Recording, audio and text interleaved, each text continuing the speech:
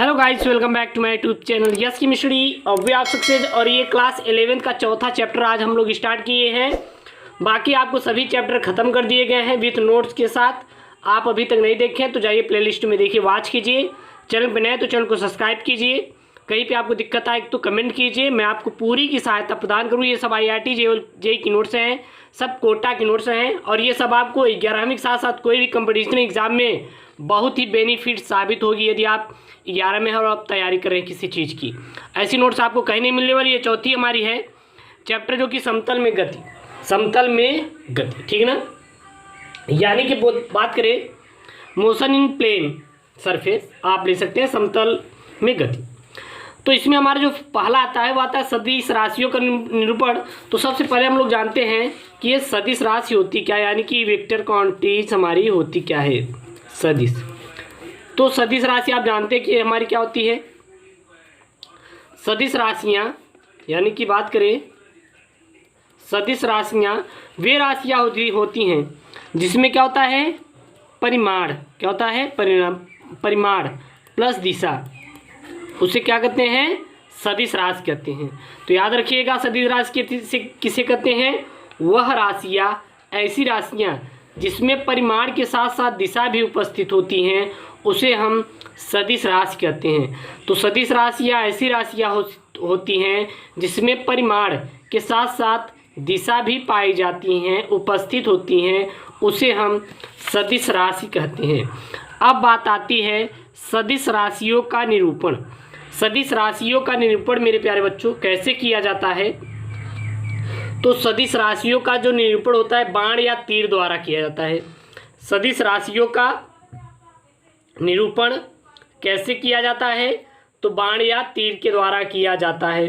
बाण या तीर की लंबाई सदिश राशि का परिमाण बताती है। वही तो है ना कि सदिश राशियाँ वैसी राशियाँ होती है जिसमें परिमाण के साथ साथ दिशा उपस्थित हो, उसे हम सदिश राशि कहते हैं। तो देखिए एक परिमाण है और दूसरी क्या है, दिशा है, और इन्हीं दोनों को क्या कहते हैं, सदिश राशि कहते हैं। तो सदिश राशियाँ ऐसी राशियाँ होती है जिसमें परिमाण के साथ साथ दिशा पाई जाती है, उसे हम सदिश राशि कहते हैं। तो यहाँ पे सदिश राशियों को कैसे, बाण या फिर तीर, बाण या फिर तीर क्या होता है मेरे प्यारे बच्चों, तो देख लीजिए बाण या फिर तीर कैसे होता है, ऐसे ऐसे, इसको क्या बोलते हैं, बाण या तीर। जो ये हमारी चीज़ है, ये जो लेंथ है, ये हमारा क्या है, ये हमारा परिमाण को बताती है। किसी भी बाण या तीर की जो लंबाई है, ये लंबाई है, ये हमारी क्या बताती है, परिमाण बताती है। तथा इसकी नोक वो हमारी क्या बताती है, दिशा को बताती है। तो सदिश राशियों का निरूपण बाण या तीर द्वारा किया जाता है। बाण या तीर की लंबाई सदिश राशि का परिमाण तथा उसकी नोक या बाणज्ञ, जो सबसे पहले होती है बाणज्ञ, वो सदिश राशि की दिशा को बताती है। और हमारा क्या है, जिस बिंदु से बाण या तीर चलता है उसे प्रारंभिक बिंदु और पुच्छ तथा जिस बिंदु पर समाप्त होती है उसे शीर्ष कहते हैं। बात समझिएगा, जिस बिंदु से तीर, यहाँ देखिए, जिस बिंदु से तीर प्रारंभ होती है, जिस बिंदु से तीर क्या होती है, प्रारंभ होती है, यहाँ से प्रारंभ हो रही तो इसी तो जाएगी ना, तो इसे हम पुच्छ कहते हैं। क्या बोलते हैं, इसको पुच्छ कहते हैं। जिस बिंदु से ये तीर प्रारंभ होती है उसे पुच्छ कहते हैं, तथा जिस बिंदु पर अंत होती है, ये जहाँ पे बंद हो रही है, इसको हम शीर्ष कहते हैं। क्या कहते हैं, शीर्ष कहा जाता है, याद रखिए।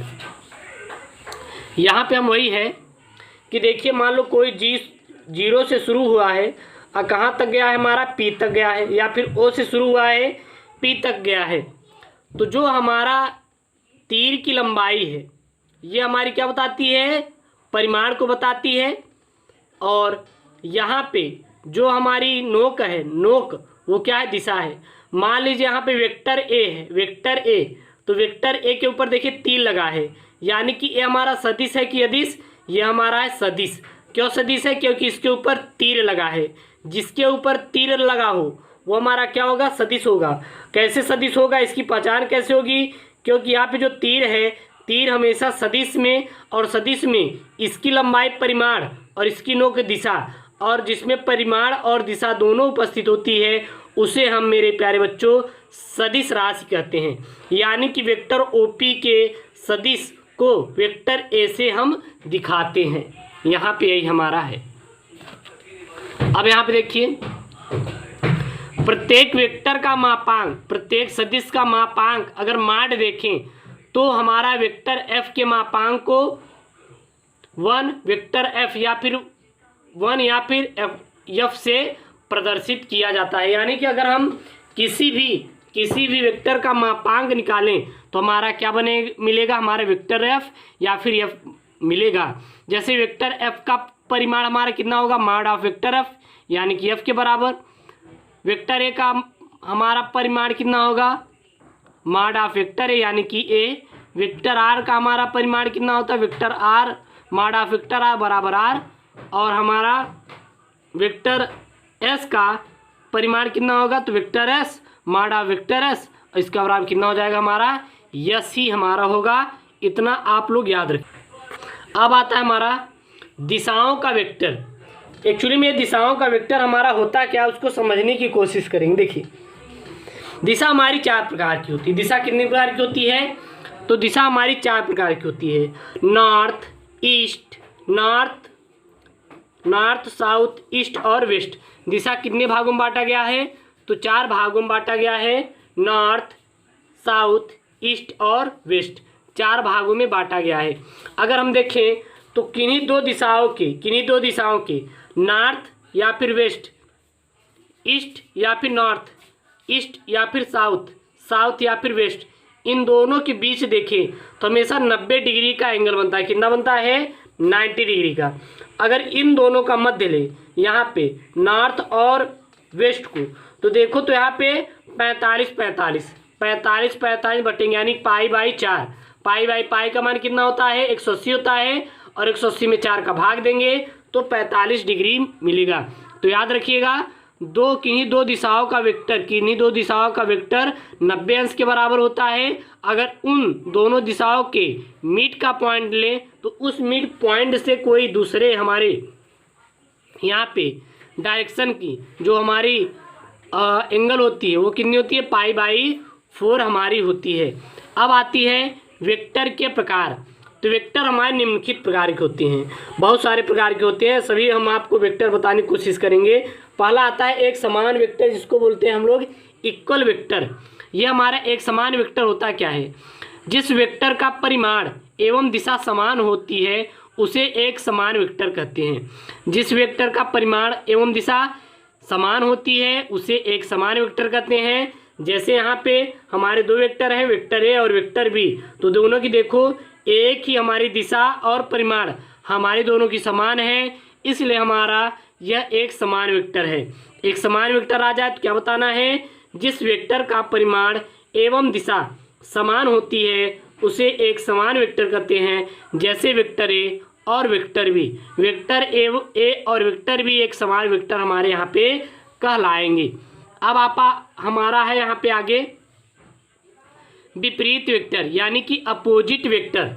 विपरीत वेक्टर क्या होते हैं, अपोजिट वेक्टर क्या होते हैं, ऐसा वेक्टर जिनका या फिर जिसका परिमाण समान होता है लेकिन दिशा भिन्न भिन्न होती है उसे हम विपरीत वेक्टर कहते हैं। यानी कि ऐसा वेक्टर जिसमें क्या रहता है, ऐसा वेक्टर जिसमें दिशा भिन्न भिन्न एवं हमारा परिमाण समान हो उसे 2 विपरीत वेक्टर कहते हैं। या फिर जब 2 या 2 से अधिक वेक्टरों के परिमाण समान किंतु दिशा भिन्न भिन्न होती है उसे हम विपरीत वेक्टर कहते हैं, अपोजिट वेक्टर कहते हैं। चलिए देख, यहाँ पे हमारा विपरीत वेक्टर मान लो वेक्टर ए, वेक्टर बी और वेक्टर सी, तो इसका इधर है, इसका इधर है, तो इसका इधर है, तो यही हमारा क्या हो जाएगा, विपरीत वेक्टर।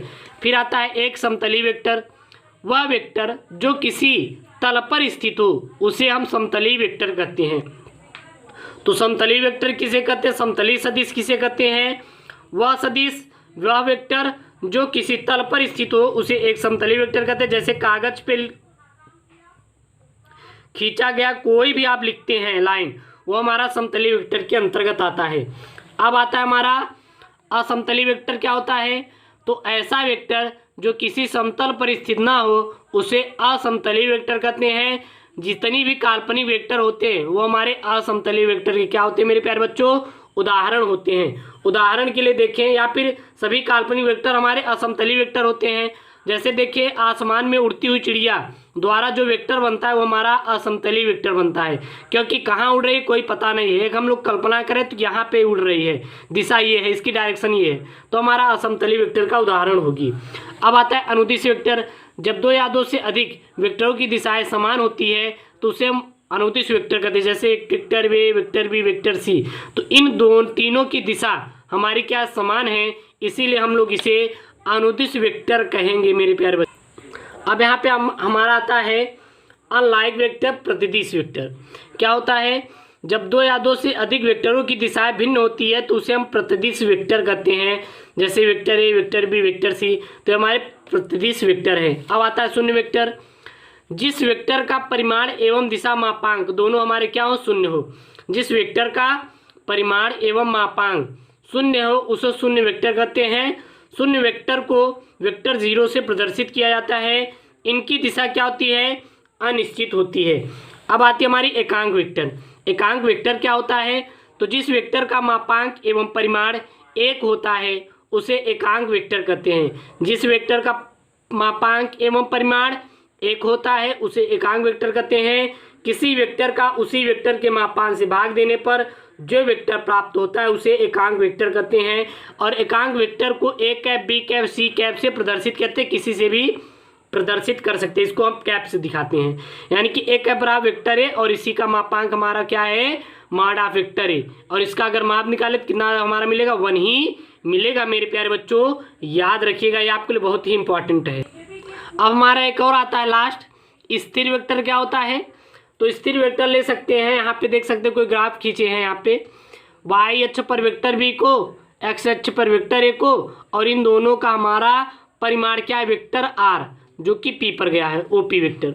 तो माना किसी समतल पर एक्स अक्ष और वाई अक्ष है, एक्स अक्ष के अनुदिश वेक्टर है, वाई अक्ष के अनुदिश वेक्टर भी, माना ओ स्थिर वेक्टर बिंदु है, तो बिंदु पी को स्थिर सदिश या फिर वेक्टर पी से प्रदर्शित करते हैं, और वेक्टर ओपी हमारा क्या है, उसका परिणामी वेक्टर आर है। तो ये आपको एक स्थिर वेक्टर का उदाहरण आप लोग ले सकते हैं। तो ये हमारा पार्ट 1 है क्लास 11th एनसीईआरटी चैप्टर 4 का, जो हमारा है एक समतल में गति का, इसका पार्ट 1 है। पार्ट 2 आपको पूरी वीडियो आपको नोट्स के साथ मिल जाएंगे।